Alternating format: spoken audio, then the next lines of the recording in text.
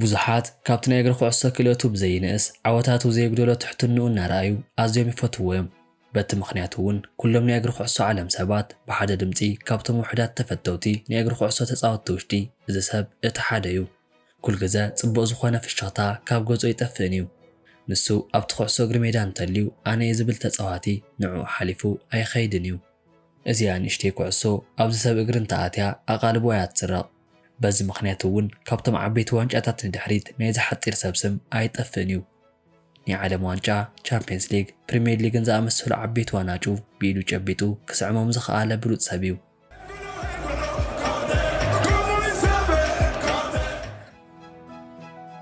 ሰላም ክቡራት ናይ ቻናል ቤተሰብ፣ እዚ ካብቲ ዳረስሓት መሰንደዊ ናይ ፈረንሳ ጎደና ተላዒሉ ክሳብ ናይ ዓለም ዋንጫ ግዜ ደሚቑ ተራእየ ናይ ኒጎሎ ካንቴ ናይ ዓወት ጉዕዞ እዩ። እዚ ሰብ ኒጎሎ ሊዮን ጁልየስ ካንቴ ዝበሃል። ብዙሓት ኒጎሎ ካንቴ ብዝብል ናይ ሜዳ ስሙ እዮም ዝፈልጥዎ። እቶም እተረፉ ድማ ነቲ ክእለቱ ስም ስለ ዝሰኣንሉ ሓፂን ለበስ ናይ ተርሚኔተር ስም ሂቦምዎ እዮም። ንሱ ኣብ ሜዳ ውሽጢ እንተልዩ እቶም ተጻረርቲ ክለብ ዓቢ ፈተና እዩ ዝኾኖም። እቶም ናይ ክለቡ መጻወቲ ድማ ርእሰ ምትእምማኖም ኣዝዩ ዝውስኽ። እቶም ኣሰልጠንቲ እውን ነቲ ፀወታ በሊፆም ከም ዘዕወቱ ርግፀኛ እዮም ዝኾኑ። እንታይ እሞ ክበሃል ብሓፂሩ ካንቴ እንተሎ ዓወት ኣብ ቅድሚት እዩ። ነዚ መስካር ድማ ንዘመናት ዋንጫ ርሒቕዎ ዝነበረ ናይ እንግሊዝ ሌስተር ሲቲ በቲ ናሃቱ ናይ ማእከል ሜዳ ሞተርነት ነቲ ናይ ፕሪምየር ሊግ ዋንጫ ክዓትሩ ገይርዎም እዩ። ብውልቁ እውን እንተኾነ ሓደ ተፃዋቲ ኩዕሶ እግሪ ከሳኽዖም ዘለዎ ዓወታት ኩሎም ዘሳኽዐ ተፃዋቲ እዩ ተዝበሃል ምግናን ኣይኮነን።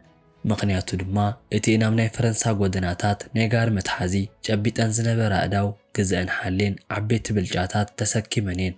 እሞ ደኣ ካንቴ ምስታ ክቢ ኩዕሶ ጽቡቕ ገይሮም ተላለዩ ገና ወዲ 8 ዓመት ህፃን እንከሎ እንትኾን እዘብታ ፈረንሳዊት ፓሪስ ናይ ማሊ ዜጋ ካብ ዝኾኑ ወለዱ ተወልደ ካንቴ ናይቶም ጥንታውያን ናይ ንጉሳውያን ስም ሒዙ ናብዛ መሬት መፅኡ እዩ።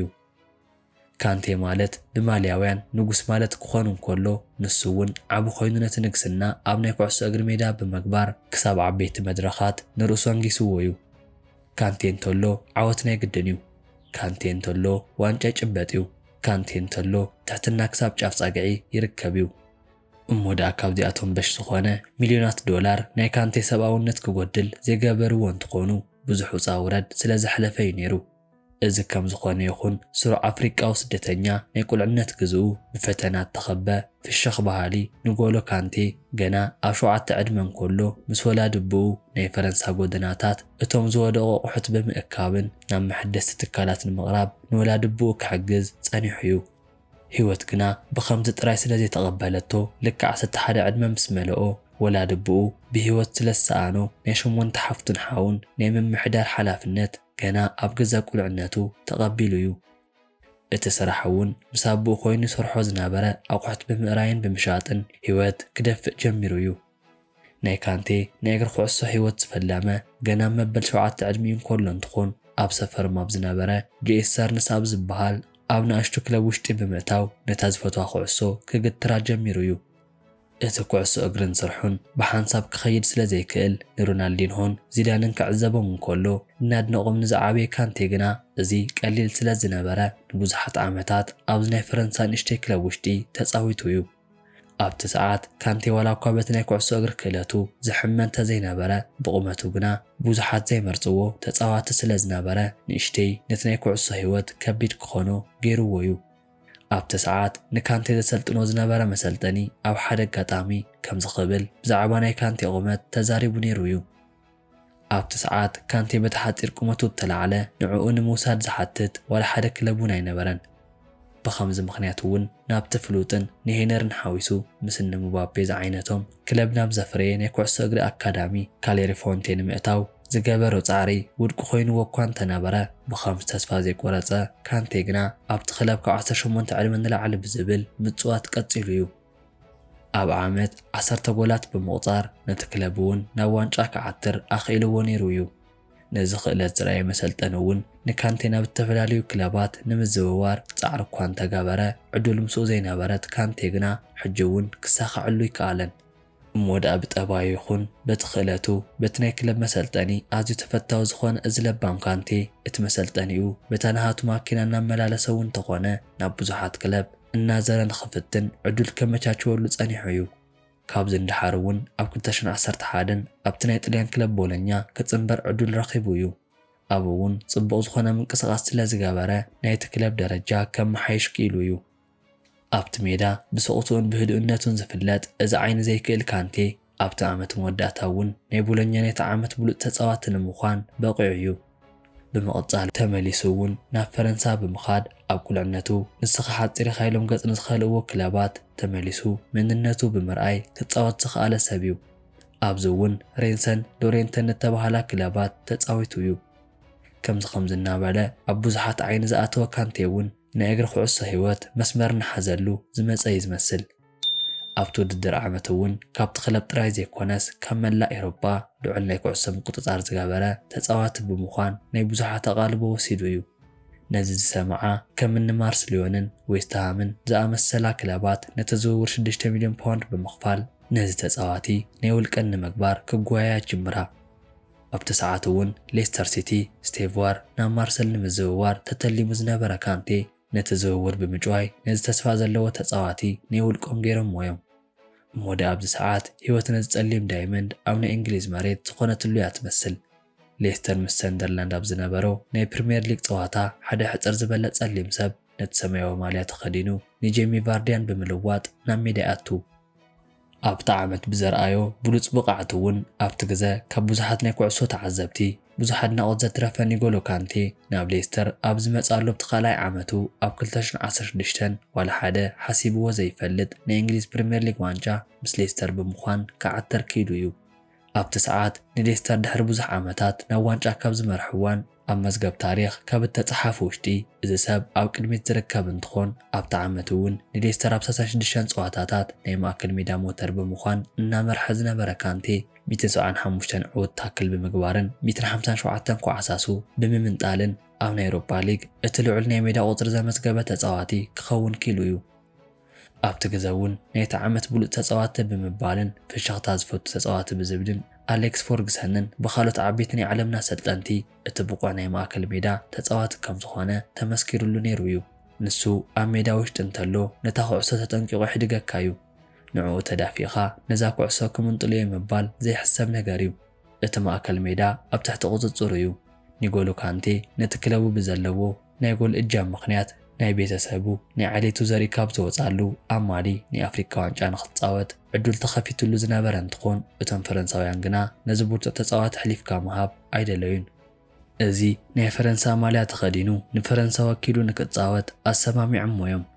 ብኸምዚ እውን ኣብ 2016 ናይ ዩሮ ዋንጫ ንፈረንሳ ካብ ዝወከሉ ተፃወቲ ውሽጢ ካንቴ ሓደ ክኸውን እንከሎ ዋላ እኳ ኣብቲ መድረኽ ብዙሕ ክጓዓዝ ተዘይከኣለ ካንቴ ግና ናይ መብዛሕትኦም ናይ ኤውሮፓ ክለባት ክስሕብ ክኢሉ ነይሩ እዩ።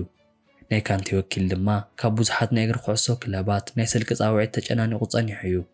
ካብዚኣቶም መንጎ እውን ማንቸስተር ሲቲ፣ ፒኤስጂ፣ ቼልሲን ኣርሰናልን ካብቶም ብዙሓት ብውሕድ ክኾኑ ከለዉ ካብዚኣቶም መንጎ ግና ቼልሲ ነቲ ንሕንሕ ብምስዓር ንካንቴ ብ32 ሚልዮን ፓውንድ ክውንኖ ኪኢሉ እዩ። ኣብ ናይ ቼልሲ ገዛ እውን ናይ 7 ቁፅሪ ማልያ ተዋሂብዎ ኣብ ናይ ቼልሲ ክለብ ብዙሕ ሪከርድ ክፅሕፍ ዝኸኣለ ካንቴ ብዙሓት ብልጫ ናብ ገጹ ከምፅእ ፀኒሑ እዩ። ኣብ ዲሰምበር 2016 ኣብ ዓለምና ካብ ዘለዉ ብሉፃት ተፃወትቲ መንጎ ሻድሻይ ደረጃ ክሕዝ ኪኢሉ ነይሩ እዩ። ኣብቲ ዓመት እውን ንኤድን ሃዛርድ በሊፅዎ ስለ ተረኽበ ንመበል ካልኣይ ዓመት ናይ ቼልሲ ናይቲ ዓመት ብሉፅ ተፃዋቲ ብዝብል ብልጫ ወሲዱ እዩ። ኣብቲ ግዜ እውን ናይ ፕሪምየር ሊግ ብሉፅ ተፃዋቲ ብልጫ ክወስድ ኪኢሉ እዩ። እዚ ጸሊም ዳይመንድ ግና ኣብዚ ዘብቅዕ ኣይነበረን። ኣብ ተኸታታሊ 2 ዓመታት ውሽጢ እውን ብናይ ባላንዶር ብልጫ ኣብ መበል 8 ደረጃ ሒዙ ወዲኡ እዩ። ኣብ 2018 ድማ ምስ ቼልሲ ኮይኑ ንማንቸስተር ዩናይትድ ብምስዓር ናይ ኤፍኤ ካብ ዋንጫ ብምውሳድ ኣብ ቢቢሲ ስፖርት ናይቲ ፀዋታ ብልጫ ዝረኸበ ሰብ እንትኾን ከምዚ ኢሉ እውን ነቲ ናይ እንግሊዝ ቼልሲ ዓንዲ ሕቖ ብምዃን ዝመፀ ካንቴ ካብቲ ክለብ ብዝሕ ዝበለ መሃያ ቀሪቡሉ እዩ። ኣብዚ እውን ናይ 4 ዓመት ውዕሊ ኣብ ቼልሲ ክለብ ክፍርም እንከሎ ኣብቲ ናይ ክለብ ልዑላት ተኸፈልቲ ዝርዝር ተቐሚጡ እዩ።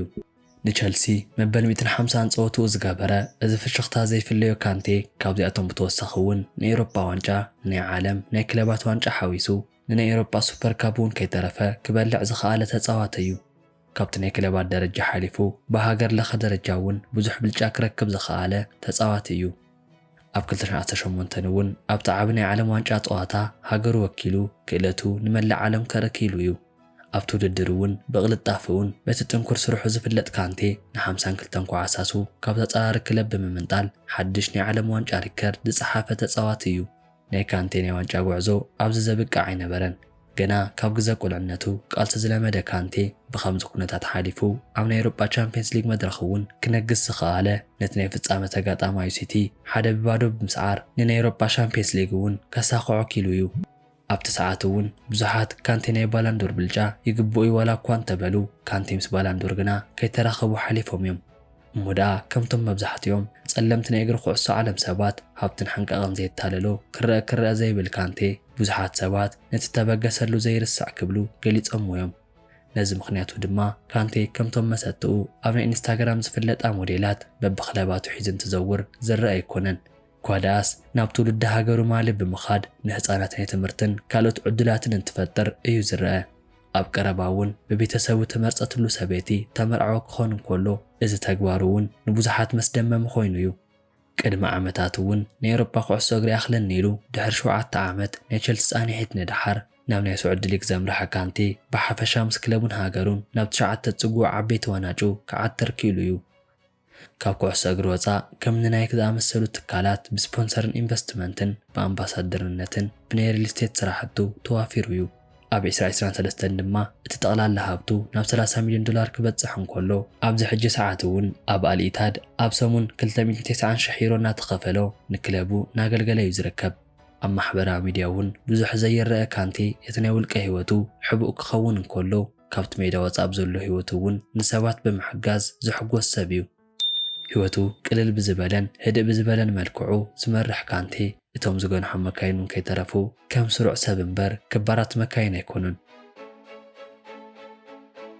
እቲኣተን ኣብ ናይ ፈረንሳ ጎደናታት ናይ ጋሪ መጽዓን ዝጨበጣ ናይ ካንቴ ዕዳው ግዝእን ሓሌን ካብ ፕሪምየር ሊግ ክሳብ ኤውሮፓ ሊግ ካብ ቻምፒየንስ ሊግ ክሳብ ናይ ዓለም ዋንጫ ዝጨበጣ ታሪኽ ብኸምዚ መልክዑ ሒዘልኩም ቀሪበየ። ላይክን ሸርን ብምግባር ናብ ኩሉ ንክባጻሕ ደገፍኩም ግለጹለይ እናበልኩ ንዘለኩም ርእይቶ ኣብ ናይ ኮመንት ቦታ ጉደፍሎይ ክብል ፈቱ።